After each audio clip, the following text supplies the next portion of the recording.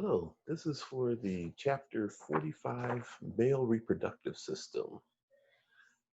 There's about 42 slides and we'll go through them fairly quickly.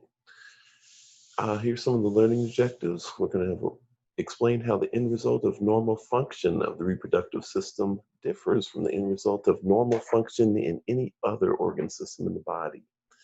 We're going to list and discuss the male functions in reproduction, list and the essential and accessory organs of the male reproductive system, and then we're going to give the generalized function of each. We're going to describe the gross and microscopic anatomy of the testes, and then we're going to discuss the primary functions of testosterone and identify the cell type responsible for its secretion. Okay, sexual reproduction. Sexual reproduction requires two parent organisms, a male and a female.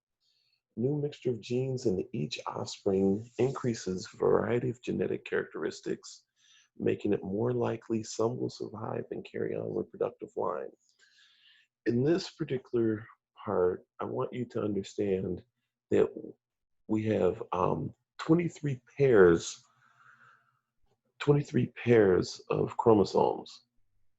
You have one set of chromosomes from your mother, one set of chromosomes from your father. So there's 23 chromosomes from your mother, 23 from your father, and then the resulting offspring has 23 pairs. So they actually have 46 chromosomes.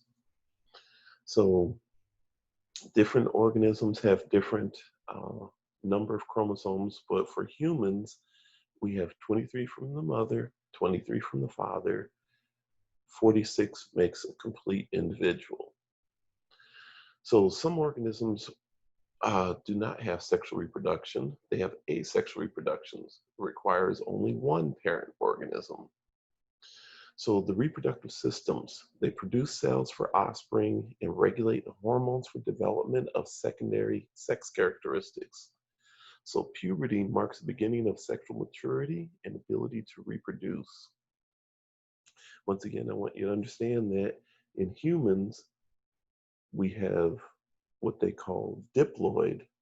This is just a review, which diploid means two, and then each parent will give half or haploid of their chromosomes to an offspring.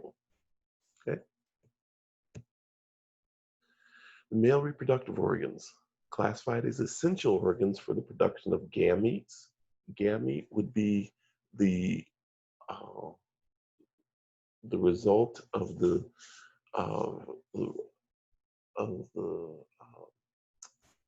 gamete for male is sperm, gamete for female is an egg. And then we also have accessory organs that support the reproductive process. So the essential organs for the male are the gonads of the male. They're the testes. The accessory organs are the genital ducts, the glands, and the supporting structures. So the reproductive or genital ducts convey the sperm to the outside of the body. That's how the genital ducts are considered accessory organs. If you didn't have the ducts intact, then you wouldn't be able to get the sperm where it needs to go. This is a good picture to know. This shows where this is the testes. This is where the sperm is actually produced. And it goes through the epididymis, goes up through this tube, which is the vas or the ductus deferens. So the vas deferens, also the ductus deferens. It goes up and through, it goes around, it goes through this area, which is called the seminal vesicle. This produces more fluids that help with the journey of the sperm. Then it goes through this portion, which this is the prostate gland. So it drops into this, which is the urethra. The urethra, see, this is where the sperm will join with the urethra. Urethra, as you know from previously, is what drains the bladder, the urinary bladder of urine. and urine goes out through the urethra and out of the body. But at this point, at the prostate gland, the vas deferens uh, joins with the urethra, and then sperm continues on its journey outside the body. This is the external genitalia. This is the penis. And then in the penis, this is the foreskin, which is called the prepuce. And that is what is cut off when a child is circumcised. This is a good figure to know. And then we'll go through each one of these areas in our in the lecture, and you could think about where it's flowing. Okay. Okay, we have a perineum. So in males, the perineum is a roughly diamond-shaped area between the thighs. It extends from the pubic symphysis, that's on the anterior portion, and it goes back to the coccyx posteriorly. The lateral boundary, which is the sides, is the ischial tuberosity on either side. So this divided into the urogenital triangle and the anal triangle, but the whole area is considered the perineum. I'll show you. Oops.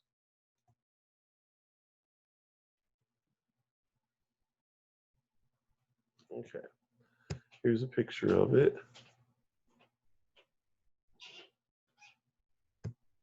There's a picture of it. This is the pubic symphysis. This is on the front of the body. We're looking from underneath. So this is the front of his body. It's called the pubic symphysis. And back here, which is the tailbone, is called the coccyx. It's this area between the thighs that on the front has the pubic symphysis, and on the back has the coccyx. It's called the perineum. And so this is the urogenital triangle. That's a portion of the perineum. And this is the anal triangle. But the whole area is considered the perineum. Okay, the testes. The testes are small, ovoid, which means they're round glands that are flattened side to side. They're located in the scrotum. They're suspended by attachment to scrotal tissue and spermatic cords. So the testes are glands, ovoid or round glands, and they're inside the scrotum. The tunica albuginea encases each testes. Synceptae out that divide the testes into 200 lobules. Each lobule contains interstitial cells and seminiferous tubules. Efferent ductules drain the rete testes. And we'll go through, show you a figure that you can see what those are, where they are. Okay, here's where this is one testes. Each male has two testes. These are what they call the seminiferous tubules. Seminiferous tubules is where the sperm actually are produced. This is the rete testes, and that's where the seminiferous tubules drain into the rete testes. Then they go into the efferent ductules. Efferent ductules. So it drains into the efferent ductules, and the efferent ductules drain more mature sperm into the epididymis. So all these areas have varying degrees of maturity of sperm. And then the epididymis then goes down into what they call the vas deferens. These are fully mature sperm that go to the vas deferens, and these are on their way to their target.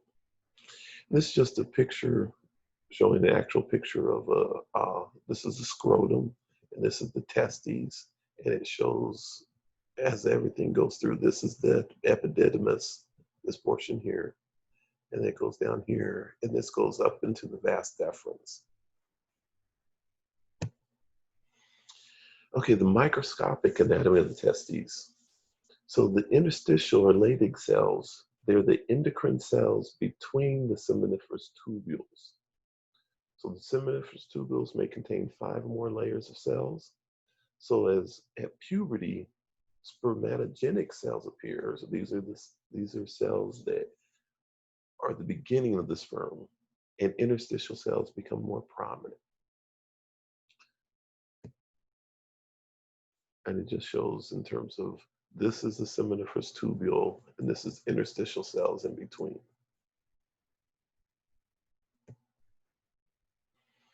Sustentacular cells. Sustentacular cells support and regulate sperm-producing functions of the testes. So you think of sustaining when you see sustentacular cells. They secrete inhibin, which inhibits the production of gonadotropin releasing hormone and follicle stimulating hormone. I'm not going to ask you these hormones specifically. But sustentacular cells also produce androgen binding protein, which binds to testosterone to make it more soluble. That means it binds to testosterone, makes it dilute in water better. So tight junctions between sustentacular cells form the blood-testes barrier. And this is important for to have a blood-testes barrier. And so it's important because we have to make sure that your blood, a male's blood, cannot reach the testes. And the reason being, the blood would not recognize the testes as being, would not recognize sperm as being from our bodies. And the reason being is because it is so different from our bodies. Sperm are the only cells in our body that have the haploid number of chromosomes, which means that sperm have to have 23 chromosomes total, not 46 chromosomes that every other cell in our body has. With that dramatic difference, if our blood was aware of the sperm in our body anywhere, they would mount an immune response against our sperm. And that's why when we look at disease process, if you want to read on it, with some men that actually have infections, or if they have trauma that causes the blood testes barrier to be broken, and so the blood can actually reach the sperm, we would develop antibodies against the sperm, and our immune system would kill all of the sperm, and that person would be sterile. Okay? Just an interesting point. And it just shows the sustentacular cells once again. And here's this entire thing is the seminiferous tubule. Here's the lumen, or the center of the seminiferous tubule. And then these are the sustentacular cells. This is where it forms the blood testis barrier. Okay, you have to know the functions of the testes. So main function is spermatogenesis. That's production of the mature male gametes. Mature male gametes would be the sperm. So that's the creation is genesis, so creation of sperm. And so these are done by the seminiferous tubules. And then also the testes produce testosterone. That's why they're a gland. They're actually an endocrine gland. They produce testosterone, which is the major androgen in humans.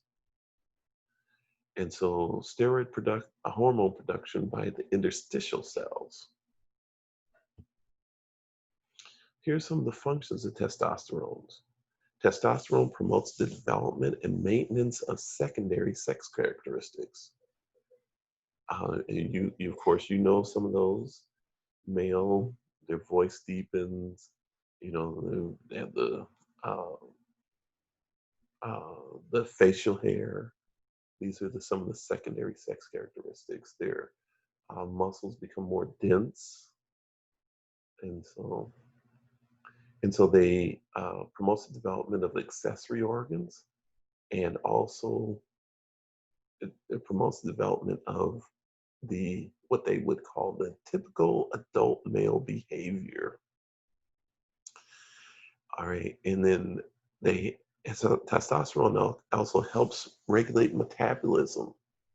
It stimulates protein anabolism. So this is where you have to think back and say, okay, what is that actually saying? What does it mean? Well, what's anabolism? Okay, anabolism, you think anabolism and catabolism.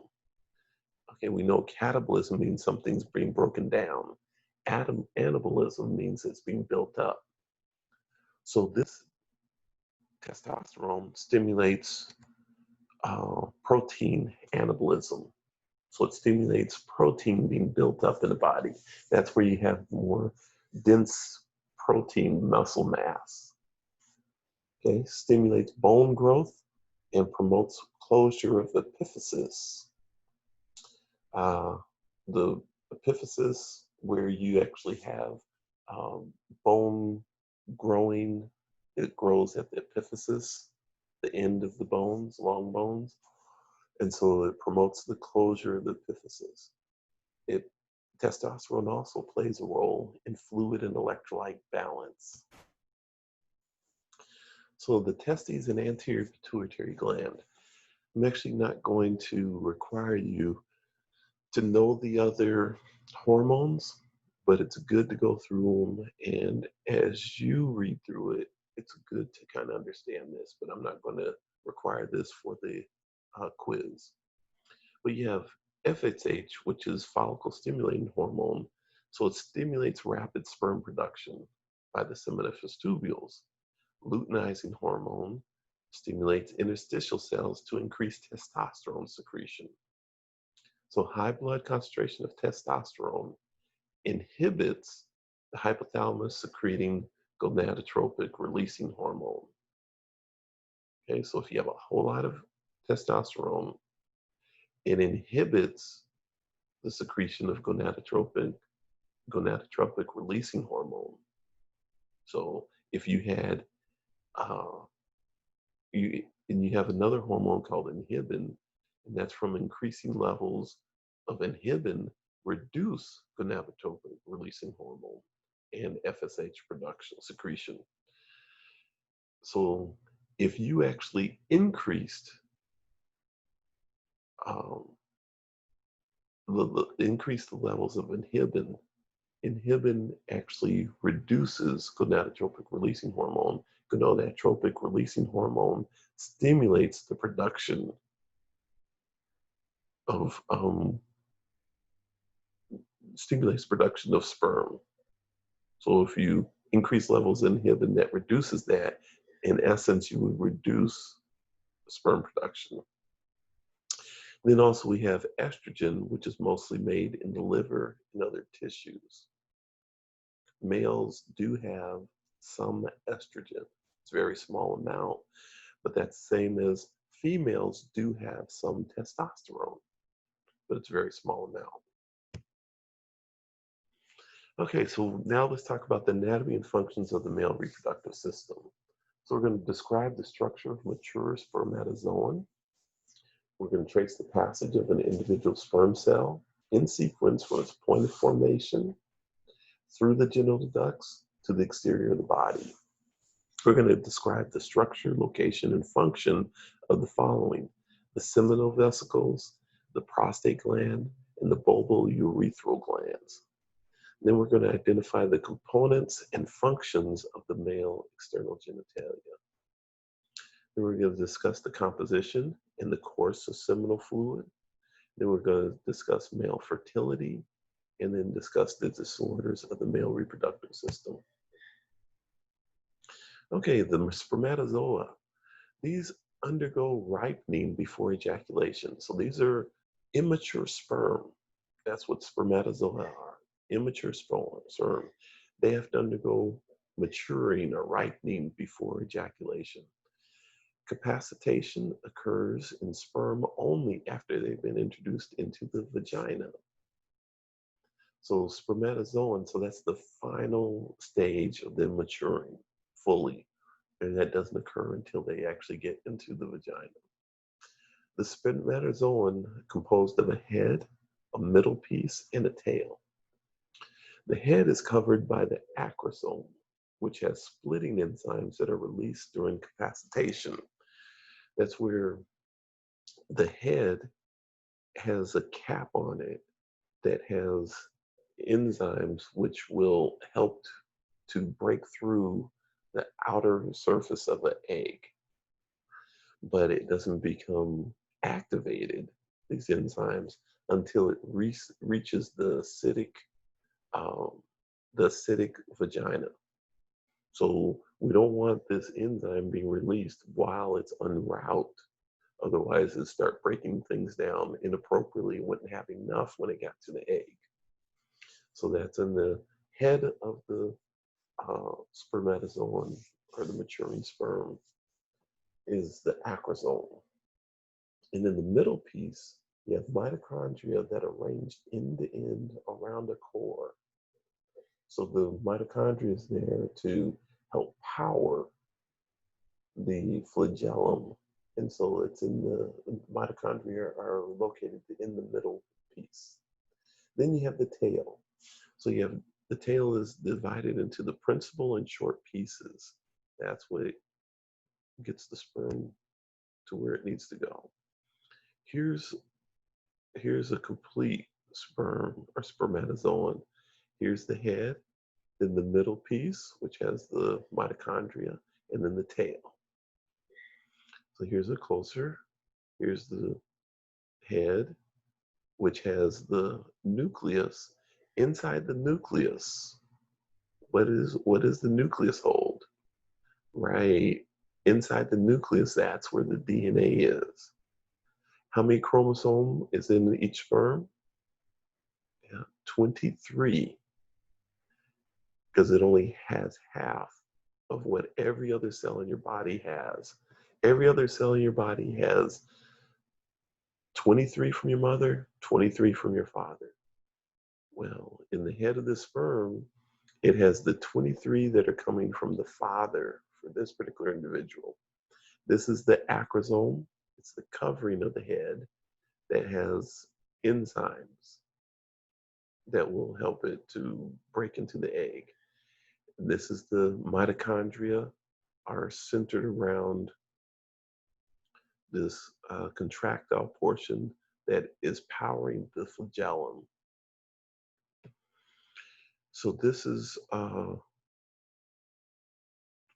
this shows the testes, and it shows the seminiferous tubules, and they're all wound around. But in the middle of the seminiferous tubule, you have empty space, and then around on the outside, you have developing sperm that are released into the lumen. And then when they're released into the lumen, they go into the rete testes. It's just kind of like a area between the seminiferous tubules and the epididymis. Epididymis is more like a holding area. This is where the developing sperm are developing further. So this is the epididymis. And then you have the vas, or the ductus deferens, that leaves out from this area. So the epididymis structure and location, it's a single tightly coiled tube enclosed in fibrous casing, lies along the top and behind each testes. So each epididymis has 3 divisions, has the head, body, and tail. So in the epididymis, they don't show it here, but it has the head, the body of the epididymis, and the tail of the epididymis. Okay? We don't have to know that either. Functions. The epididymis is a duct through which sperm passes, and it gives secretions form a small part of seminal fluid. So you have a little bit of secretions from the epididymis. And it just shows a microscopic section of the epididymis. Here's the central lumen, and then the portions around it. Then you have the vas deferens, also called the ductus deferens. Structure and location. This is a tube that is an extension of the epididymis. Extends through the inguinal canal into the abdominal cavity and over the top of and down the posterior surface of the bladder. So when we looked at, let's look at, there we go. All right, this is where the testes is. This is where the seminiferous tubules are. Has the epididymis, head, body, and tail of the epididymis. Then this is the ductus or vas deferens. So now what it was saying with this, the scrotum hangs outside of the body. Or no, I shouldn't say outside the body. It's inside the body, but it hangs not in the main cavity of the body. And so the vas deferens actually goes through and goes into the abdominal cavity, goes through the inguinal canal into the cavity of the body, and it goes by the urinary bladder. So see how it goes by the urinary bladder. So this is what it's talking about. It actually goes from this outer portion into the main cavity, abdominal cavity or pelvic cavity of the body. And so it goes through that, goes over the bladder. Now it's coming around, and then we'll talk about the seminal vesicle.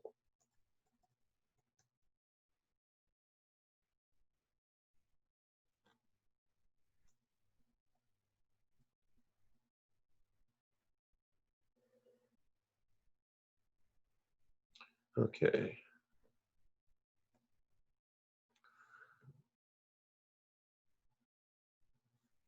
So this is what we're talking about. A tube is extension of the epididymis. That's just on the near the at the testes, in the testes, and then extends. So the vas deferens extends through the inguinal canal that's going into the pelvic cavity, into the abdominal cavity, over the top of and down the posterior surface of the bladder. So it goes over the top of and over the side of or back of the bladder.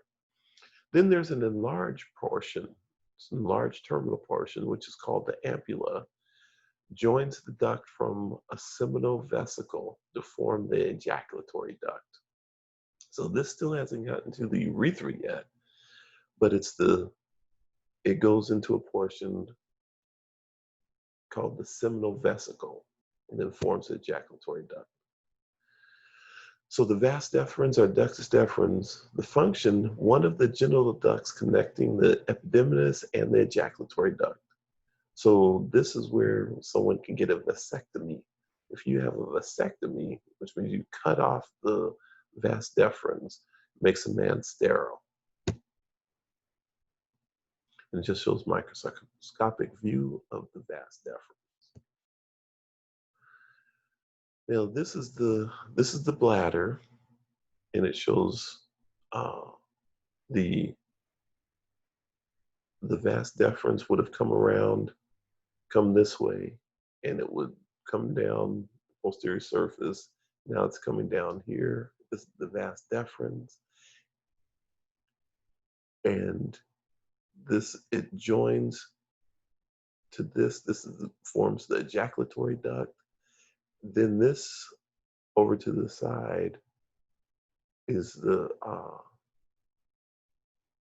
seminal vesicle, and so this vas deferens going to join with seminal vesicle, and the ejaculatory duct is what it's called once it meets up, or what's going to meet up with the urethra.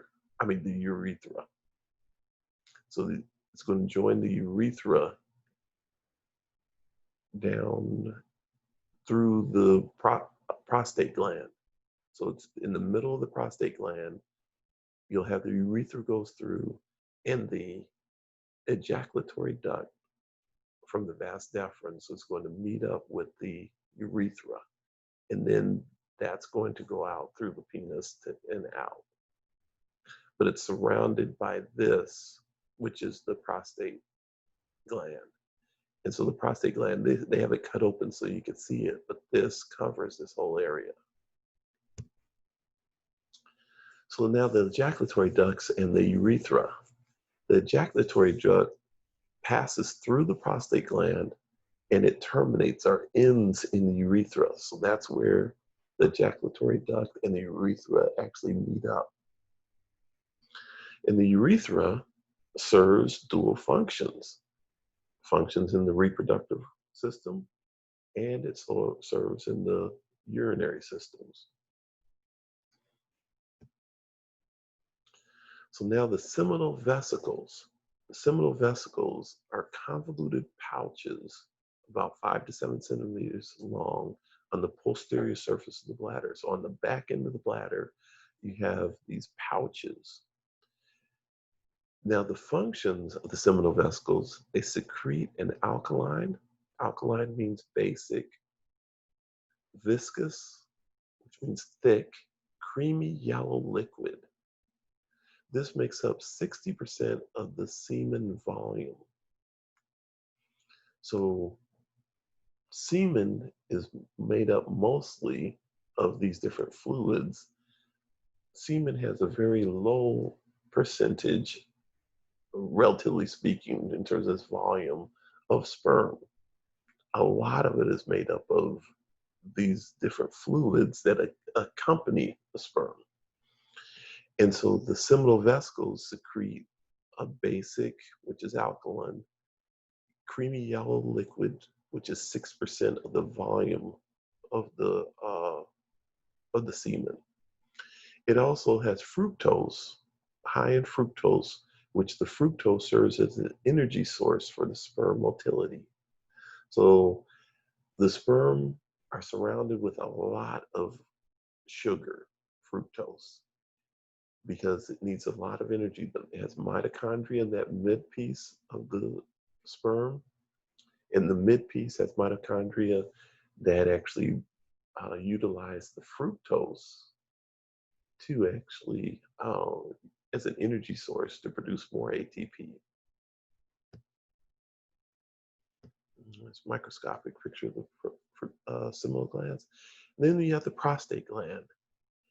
The prostate gland is a donut-shaped structure, and it encircles. It's a round urethra just below the bladder. So as the urethra is leaving the bladder, then it goes through a gland, which is a donut-shaped gland, that is the prostate gland. So the function of the prostate gland, it secretes and adds a slightly acidic, it's more watery, milky looking secretion to the seminal fluid. So now you have the seminal fluid was kind of yellowish and had alkaline, but it's 6% of the volume. It had a lot of fructose in it. Then at the prostate gland, it adds a more watery, milky looking fluid that is added to the seminal fluid, and it makes up about 30% of the semen volume. Okay, so if you look at this, this says it makes up about 60% of the semen volume, and the prostate gland makes up about 30% of the semen volume. So where do you think that's 90% of the semen volume is fluid from the seminal vesicles, and 30% from the prostate gland. So the rest of the volume is what makes up the actual, the rest of the volume is what makes up the actual sperm. But the vast majority of it is seminal fluid, not sperm. And then also we have citrate, that's nutrient from the sperm as well. Now then we have the bulbourethral glands. These are small pea-shaped structures with about 1 inch long ducts that lead into the urethra. In the bulbourethral glands, they secrete an alkaline fluid that counteracts the acid in the male urethra and also in the female vagina. Now, it says this is a fluid that's right before the sperm is coming through to go out. It adds an alkaline fluid. It counteracts acid. So it's very alkaline, counteracts the acid. There's acid in the male urethra. Where would acid in the male urethra come from? Right, from where you urinate. Your urine has more of an acidic, is more acidic. And so it has to counteract that because it doesn't want the acid damaging the sperm. And also the female vagina is very acidic. And so it is sent, this bulbourethral gland sends alkaline fluid to counteract that acidity. Now let's talk about the scrotum. Now we actually showed how the sperm are produced in the testes, go to the epididymis, vas deferens, and goes through and meets up with the seminal vesicle, gets more fluid, goes to the prostate gland, gets more fluid, and then goes through the urethra, and then the bulbourethral gland sends in more alkaline fluid, and then now the sperm gets ejaculated out the urethra, ready to tackle the adverse conditions that's going to meet in the vagina. Okay, now that's the sperm going out. Now the scrotum is what the testes is situated in. It's a skin-covered pouch which is suspended from the perineal region. So it's divided into 2 sacs by a septum, and each sac contains a testes, contains an epididymis, and the lower part of a spermatic cord. Then we have what they call the dartos fascia muscle that elevates the scrotal pouch, and then the cremaster muscle. The cremaster muscle forms an elongated pouch for each testes. The cremaster muscle is the one that if you're cold, it will contract and it will bring the scrotum up closer to the body so that it will make sure that the sperm stay warm.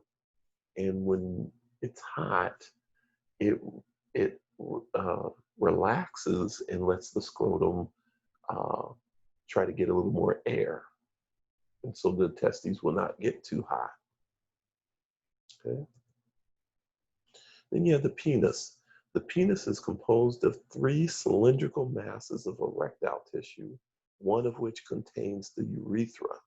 So there's one right in the middle that encircles and encompasses the urethra. So the 2 larger masses are on the sides. They're called the corpora cavernosa. Then the smaller mass is called the corpus spongiosum. That's the one that has the urethra in the center. So the functions of the penis contains the urethra. It has which is the terminal duct for both the urinary and reproductive tracts. So the penis contains the urethra. So then also during sexual arousal, the penis becomes erect and it serves as a penetrating copulatory organ during sexual intercourse. That's where, okay. So here's this pink spongy part that goes all the way down here is called the corpus spongiosum. This all here, corpus spongiosum. And you see in the center, you have the urethra. Okay? And encircling it is the corpus cavernosum. And then on the outside of that all the way around, you have two. This middle part is corpus spongiosum. And then the outside, you have the corpus cavernosum. You have two corpus cavernosums, but it goes all the way around as well. And then if you notice, this is urethra. So this is the bladder. The urethra drains the bladder. And here is the prostate. And in the side of the prostate, you see these ejaculatory ducts. This is where the vas deferens is dropped off or connects. And then the inside the prostate is where the ejaculatory ducts connect with the urethra. And the urethra takes it on out to the outside of the body. And here on the ends are the bulbourethral glands that secrete that alkaline substance into the seminal fluid. Here's a cross section of penis. And so here's the urethra, and you see it has surrounded by the corpus spongiosum. And then you have the two corpora cavernosum. So these are the larger ones. And if you notice, see how these are spongy? These spongy tissues is what fills with blood for an erection. These are the ones that fill with blood, mainly that cause erection. And the corpus spongiosum does not fill with as much blood because it still has to let the urethra be able to send the sperm through.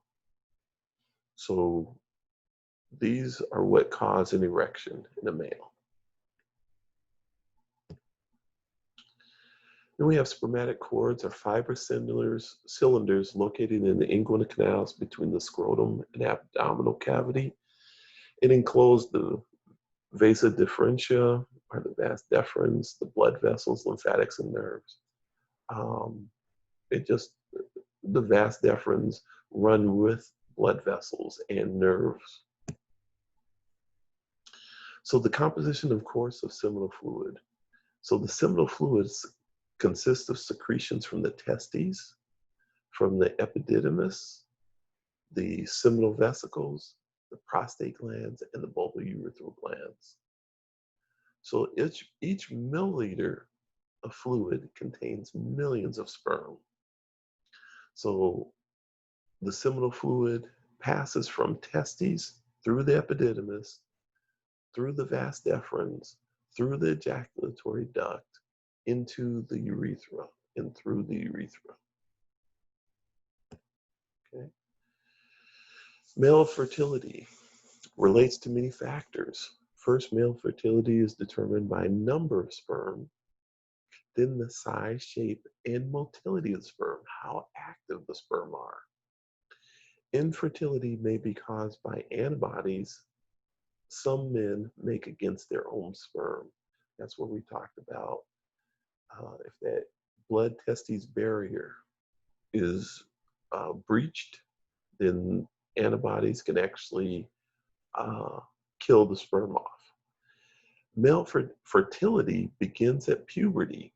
At puberty is when testosterone levels increase and male sperm starts being generated. And men produce sperm their entire lives.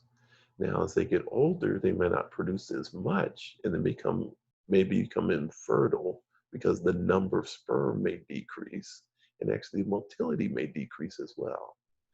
But men have been known to actually father children when they're very, very old. So we have not identified an age that men stop producing sperm. And then we talk about testosterone production. This is during development, before birth. You have a surge in testosterone in the womb. And this surge of testosterone is what will determine if it's a male or a female. And then at birth, It's lower level. Neonate has a slightly increase, but then as a from uh, just before 1 year old till puberty, which is usually about 11 or 12, this testosterone level is very, very low. Then at puberty, testosterone level starts going up. And as you notice, red is testosterone levels, and then blue is sperm production. So when testosterone level kicks up, then sperm production starts kicking up. And so sperm production goes along with um, testosterone levels. And then after a certain point, you peak at about 20, and then testosterone levels start decreasing. And as you get older, testosterone level gets lower and lower. And then you see sperm production still occurs. And even as you get older, when testosterone levels decrease dramatically, that's when sperm production starts decreasing more dramatically. So some of the disorders of the male reproductive system would be interesting. Read through some of them, but you have infertility and sterility. You have disorders of the testes, and then you have disorders of the prostate. And it's good to go ahead and go in the book and read through some of these. And BPH is benign prostatic hypertrophy.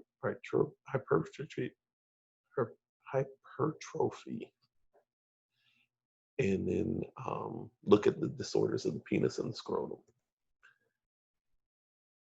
Okay, let's go through descent of the testes. This is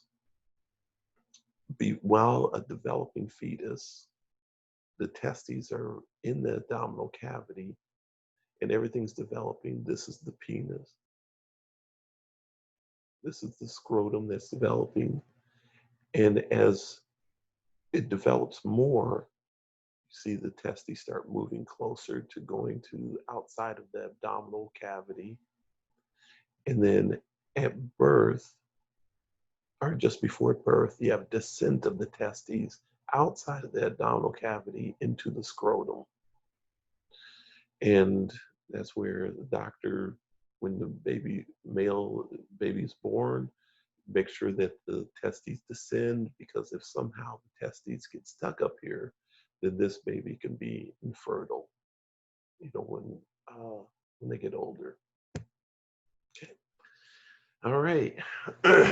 Now's the fun part, right? Any questions? Let me go over, I'm looking at the quiz. And so first couple questions, I wanted to make sure that you guys understand that, how this actually all starts. We talk about the chromosomes. We talk about with uh, regular, every cell in your body has a set of chromosomes for your mother and a set of chromosomes for your father. So you're diploid, which means that you have 23 pairs of chromosomes. Well, the sperm, and then for female, the eggs, they only have half of that. The mother has to give half, the father has to give half. So that means that the sperm has to have half of whatever the normal number of chromosomes in a functioning individual. Half has to come from the mother, half from the father. So let's say if organism has 64 chromosomes, how many came from the father? Right, 32. And 32 came from the mother. So just understand that concept. And so all cells grow by a process called mitosis. The process to get a gamete, or to get half of the chromosome number, is a process called meiosis. This is just a flashback to, biology, Bio 101.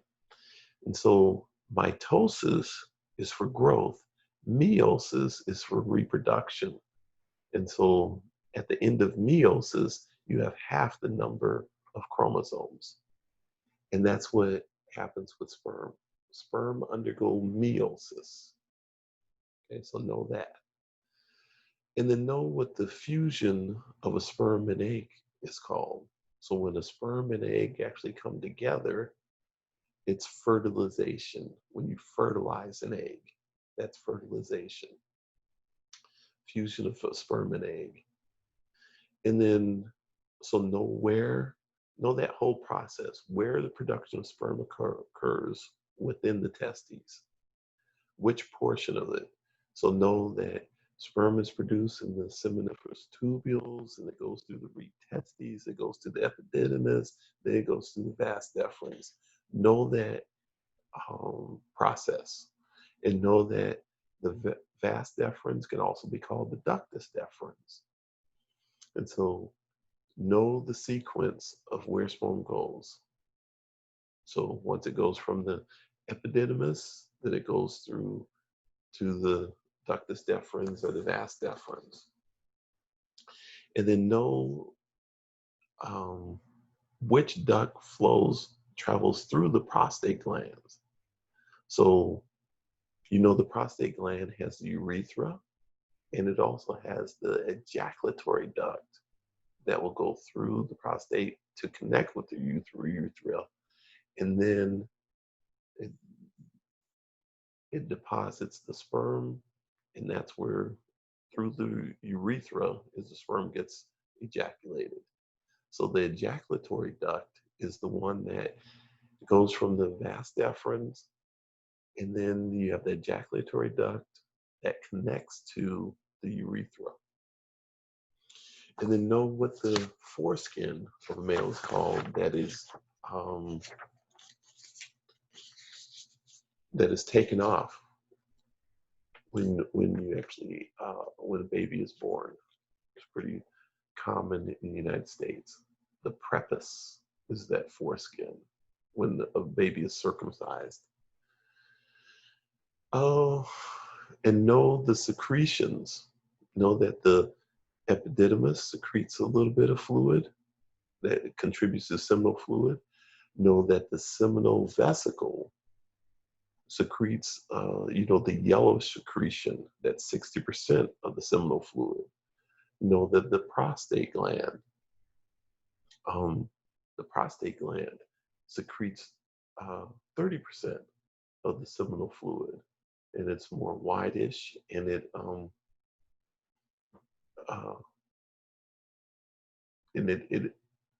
it's secreted as well into the seminal fluid. Contributes about 30%.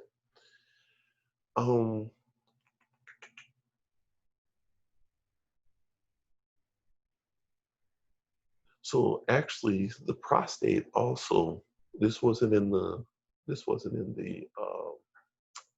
PowerPoint, but it's in the book. It talks about the different things that the prostate gland will secrete, and along with the fluid, it secretes what they call clotting proteins.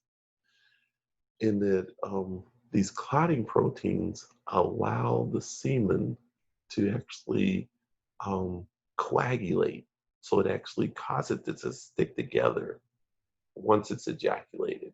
This is a clotting protein, and that helps the sperm to grab onto the walls of the vagina.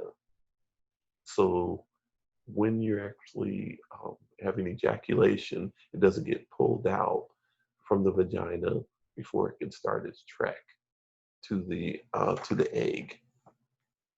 So it's called clotting proteins that are produced by the prostate. Okay, and then know when semen is expelled from the body, and know what the cremaster muscles do, and know that the generation of the sperm cell the development of it is called spermatogenesis. And then, so you have ejaculation, but when movement of sperm in all the testicular fluids and secretions that go from the prostate gland, the secretions from seminal vesicles, and when it goes into the urethra, that's known as an emission. Okay, so the sperm, all the testicular fluid, the secretions from the prostate, the secretions from the seminal vesicle, and when it goes into the urethra from the ejaculatory duct, it's actually called an emission.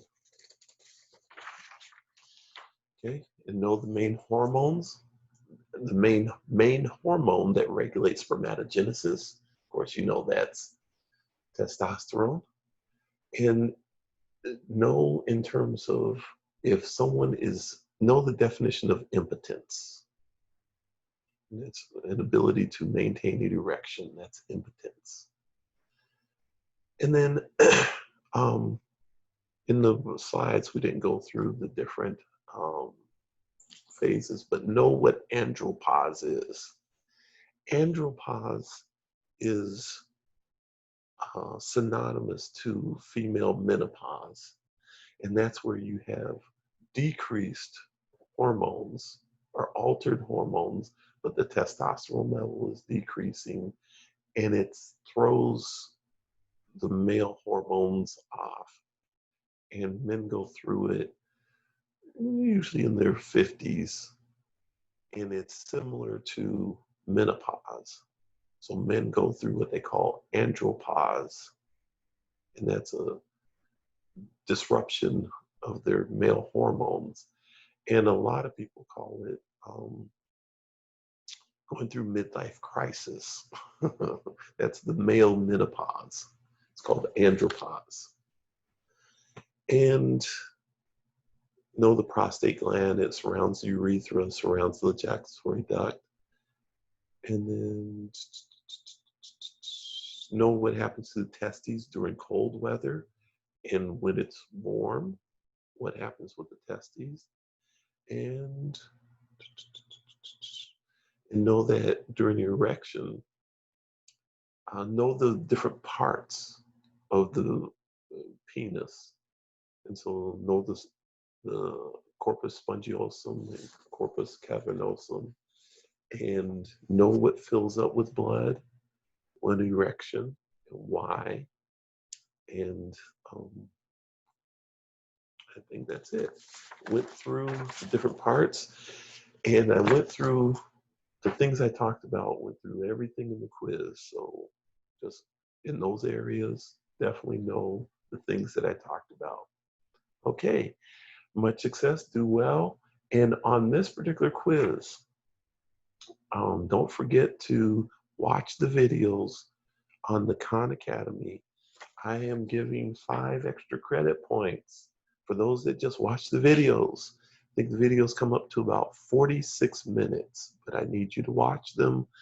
And the best thing with those is it gives you a better understanding of how this whole process works and gives you a big picture.